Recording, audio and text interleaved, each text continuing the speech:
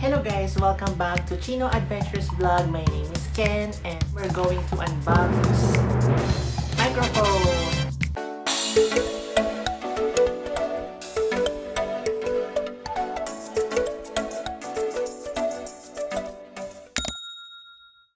So dumating na yung ating order na Mamen microphone from Lazada. So ito na siya.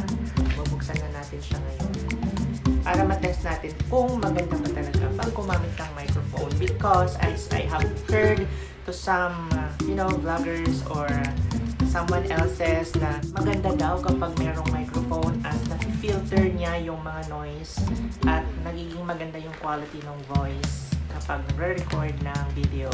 So let's start.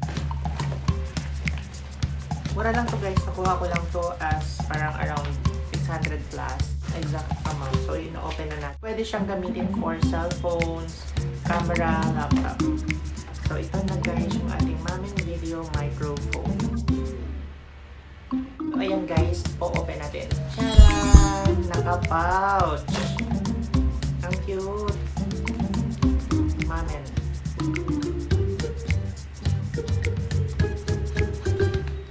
Maganda yung pouch.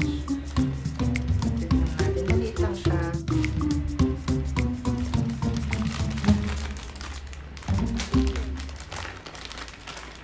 As you can see, meron siyang manual. Yay! Nakakatuwa! Nakakatuwa yung ating microphone. So, ayan siya guys. Ang cute. This is noise reduction. Pag nag-vlog tayo, let's say for example sa labas, or kapag nag-shoot tayo ng video, kapag maingay yung environment, at least ito, nagre-reduce siya ng mga kung ano-anong mga ingay na maririnig natin behind the scene. At let's see kung magkano.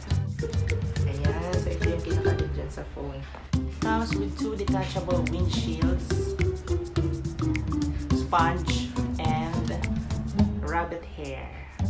So guys, ayan, it's testing time. So ngayon, ito wala pa akong ginagamit na microphone dyan sa phone.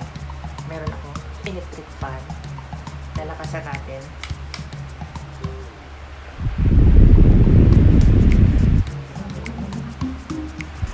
Ayan, so ngayon, ito ang difference. Kakabit natin itong ating rabbit hair.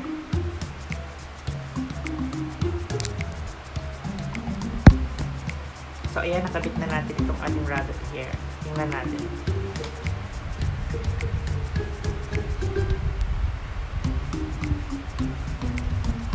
Tingnan natin yung sponge.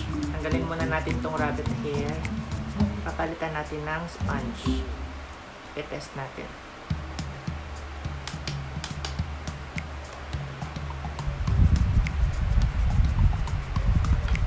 So guys, ayun, na-test na natin yung dalawang windshields, yung ating sponge at yung ating rabbit hair. So kayo na ang humusga kung saan dyan yung magandang gamitin kapag mahangin yung environment.